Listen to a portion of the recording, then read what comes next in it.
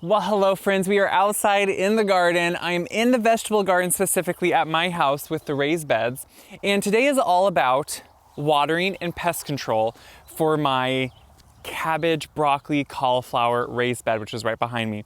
So a lot of questions we all have, I have included, are how do you get beautiful organic broccoli or cauliflower, even cabbage, and not get all those worms that grow in them that eat on the leaves or the stems and then get brought into the house? It's really hard, and you don't want to use sprays. I'm the same way. I grow as organically as I can, and that's really hard sometimes. So today I'm going to show you how I use cloth specifically to keep the bugs out, but then also how I make sure it stays watered too, because anymore where I live in Iowa, it can go between really wet, it can go really dry, and it can change year to year what it's like. So I need to make sure I can still water things easily. And so I'm gonna put a drip system actually in this bed behind me. So I thought we'll just go through the different steps of what I'm doing, how it's gonna work for me. Hopefully it can apply to you, because a lot of these systems, like drip systems, you can just kind of piecemeal it together at different places, different stores, online, big box stores, whatever works for you. So let's get into it and I'll show you kind of what I'm doing. So this is the bed we're specifically working on today, and you can see my cabbage starts that go into broccoli to cauliflower at the other end. And I've already started laying drip line. So this drip line, I'm gonna use 1/2 inch drip line. You can do whatever size you want to. I just kind of use 1/2 inch all around my yard when I use drip line. So for me, it's all purpose, and I get a big roll of it, like 250 feet, and then I can use it however and wherever I want. These are gonna be metal wires that are gonna really form the hoop that's really gonna keep bugs out. And we'll talk about that last, because first what I wanna do is drip line. Now the way I do it, I don't necessarily buy kits, I buy all the pieces individually, including a big roll of drip line that you can put ends on, you can put your emitters at each plant, which is what we're gonna work on. But first I wanna make sure I lay it all around. So let's go down here to the other end where I have the drip line. So the big thing with drip line, and like when I buy it in a big roll like this, it's really wound up and it's tight. So the big thing you wanna do is, I find if you let it just sit in the sun, it's a sunny day, even though it's cool out, we're only sitting at 58 degrees it says, but that sun is heating things up. So this plastic tubing actually kind of warms up in the sun in just like a matter of like 30 minutes. And it makes it a little bit more pliable and easy to roll out and work with. So that's what I've been doing, is letting it lay out. And then I use different pieces to make sure it doesn't kink, because that's another big thing with drip line. That was my big mistake in drip line last year. During a drought last summer, I put drip line in one flower bed that I was really worried about, and I was winding it way too tight, and it kinked in places, and it did not let water get everywhere down the line that it needed. So today we're gonna really show how I alleviate that and make sure it doesn't kink by making 90-degree corners with the proper little tools and pieces, and it will make the whole thing easier. So first you can see I have a line ran down the length of my raised beds. Now my raised beds are 24 foot long by 4 foot wide. I like all raised beds to be 4 foot across, so you can lean across without stepping on the beds. You don't want to compact your raised beds. That compaction can really be hard to the soil over the time. So what I like to start with is the end. So that's going to be where my water hose comes into. I do not have underground watering, so I will be bringing a hose right there, and I'll show how I hook it up. And then it will start and go down the line. It will turn at the end and it will finish up here. So I need to make sure I cinch off this side. And all I'm gonna do for that is use this type of end. Now you can find all types. You can find an end that has a screw cap that will stop it. This type, you just literally put it on and then you just cinch it over, and it will make a kink in it that will just stop the water from going. So it really is whatever can work for you. So you can just put this on really easily, kink it like this, and you can see here now that I've kinked it, and then I can just put that in the hole and bring it up, and it will hold it shut. So I have that now placed on, and this kink alone is actually just going to keep that from letting any water through, and that will be the end point.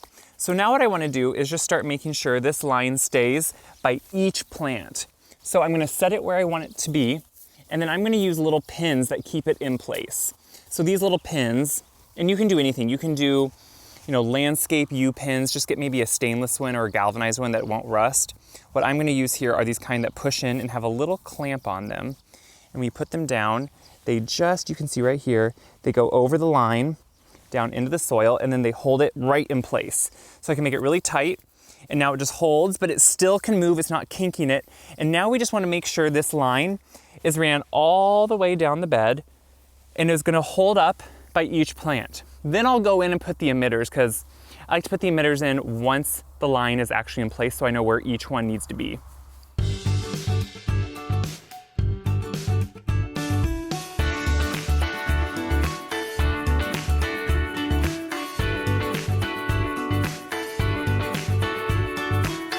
So now you can see I have my 2 lines ran. I have a row of cabbage, broccoli, cauliflower on this side and a repeating row on the other side.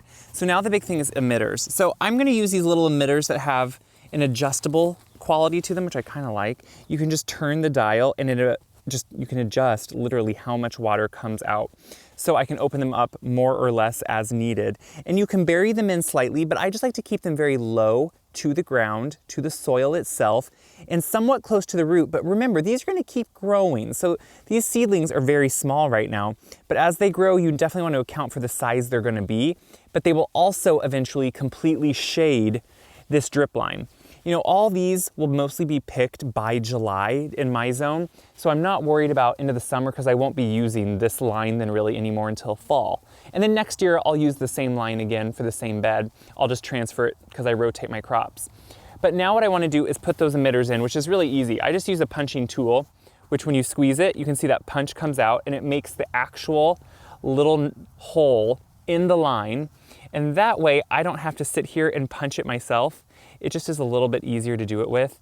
You can just sit there and cinch it, let go, pull it up. And now if you look here, there's a little hole right there. And that is where I can put one of these emitters right into. They have a little poker on the back. And all you have to do is stick it in that hole, push it in. And it's just really an easy way. It kind of just clicks. And then there it is. And so then I can unscrew this or screw it depending how much I want to come out. And it will just come out of those little holes around it. And it will just keep it really nice and close. So I'm gonna put the emitters in all the way down the lines, and then we can talk about how I'm connecting the 2 lines at the other end.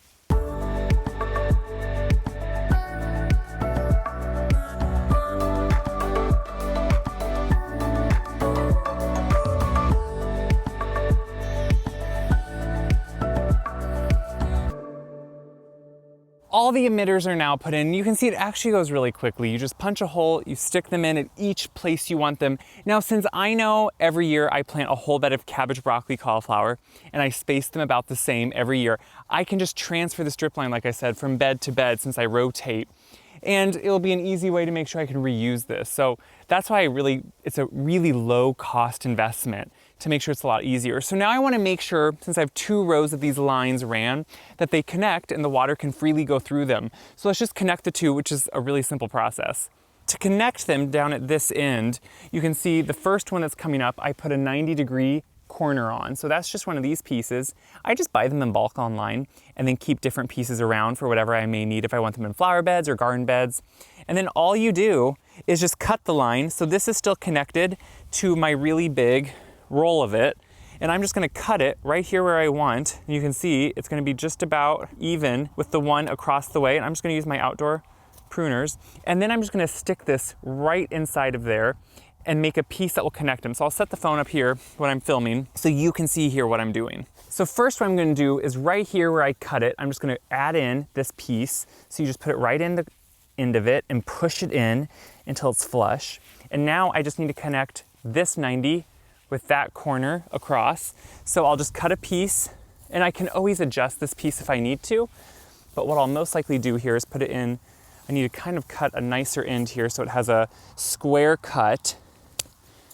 And then I will cut this and I'll just put it right on this end. And then I just eyeball. So once it's on this end, I'll just bring it over, see roughly where I need to be, which I think is gonna be right there.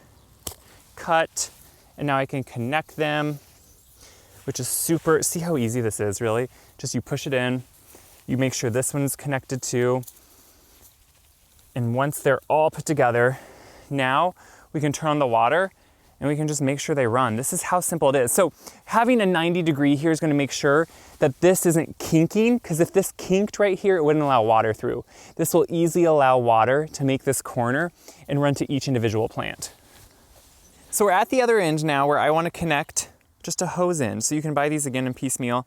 And so you just literally screw it onto the end right here, which makes it super easy. So if I set this here, you're gonna be able to see how I just can take this and you just screw this right on the end, and this is gonna now allow me just to connect a hose to it. So this is how I choose to do mine. You don't have to always do it where you connect a hose. You may have underground system if you're, have a little bit nicer system, or if you're like me and just have hydrants in places, I can now run hose whenever I want. And I thought we could just turn it on here once I get this all put together. And we can see, so let's just go over here and turn the water on.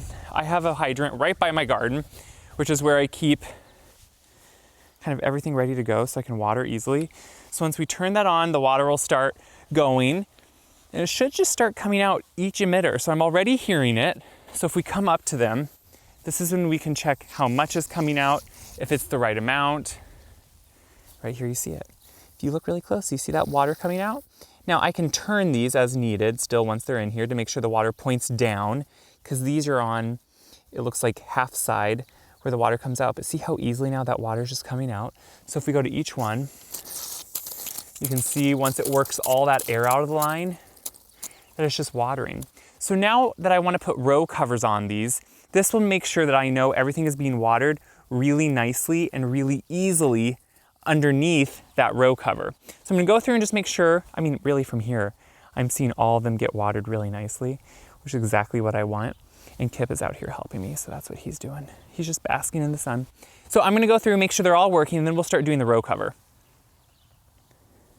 The emitters are still running, but now what I'm starting to do, you can see I'm laying out my nice lightweight cloth or mesh, and that's what I'm gonna use to cover all these. So when we talk about organic growing, it's really hard to keep bugs off completely from your brassicas. So from your broccolis or cauliflowers or cabbages, eventually when it starts getting a little bit warmer in the spring into the summer, they really start coming out and wanting to eat on them.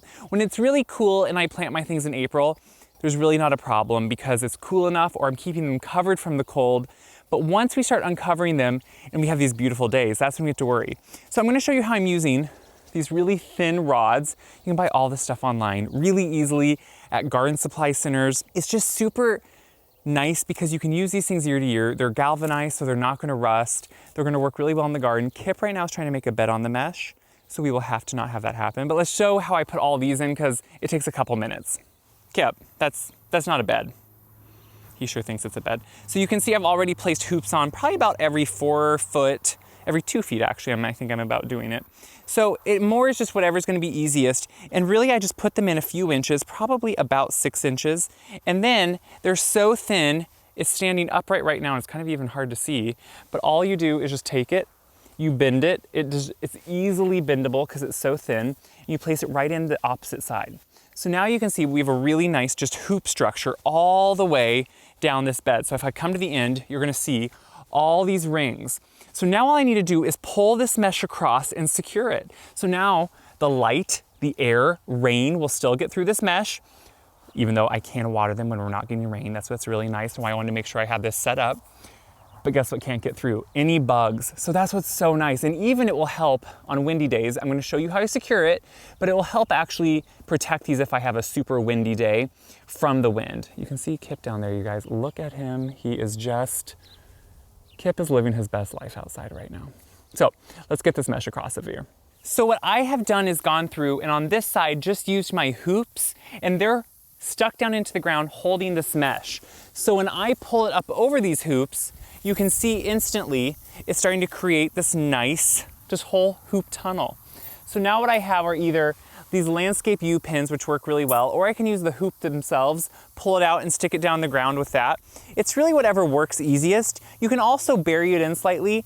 I do live in a pretty windy area, so I just want to make sure I secure this really well with pins and make sure it's not going to blow away. But as you can see, this is such an easy way to make sure you have a really nice protected, bug-free garden without any type of chemical. So it takes a couple more steps, takes maybe an afternoon or an evening putting it on, but then it leaves you really free of worry. So I'm gonna finish putting this on, we'll kind of nip it all back, and we'll finish up.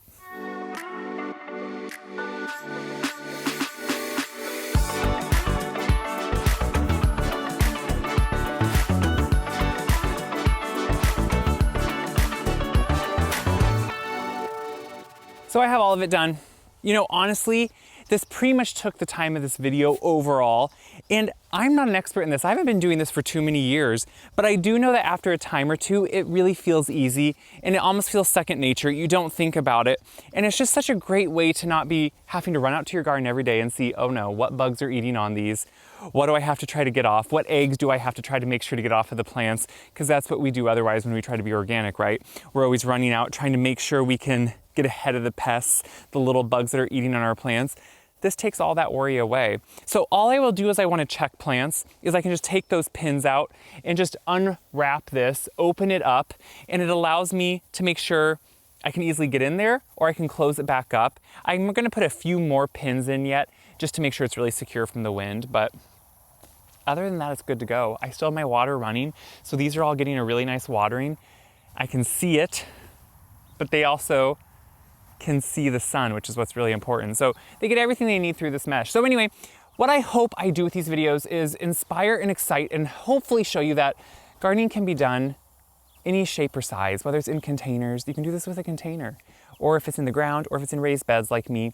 These same principles can be applied to all of it. And we're all always learning. There's no expert out there. We're all having our own microclimates no matter where we live. My area of Iowa is different than someone else's area of Iowa. It's different than the next state, obviously. So we can all take little bits and pieces and just apply them to our own lives. So I hope that's what you're doing. You can always check my website if you want to know how I'm using all the stuff I grow. It's on my website. All the recipes, all the ways I use it, all the things I love to make are all on wyseguide.com. Until next time, get out there, garden a little bit. You'll feel better. I promise you, it's a good feeling and you'll be happy.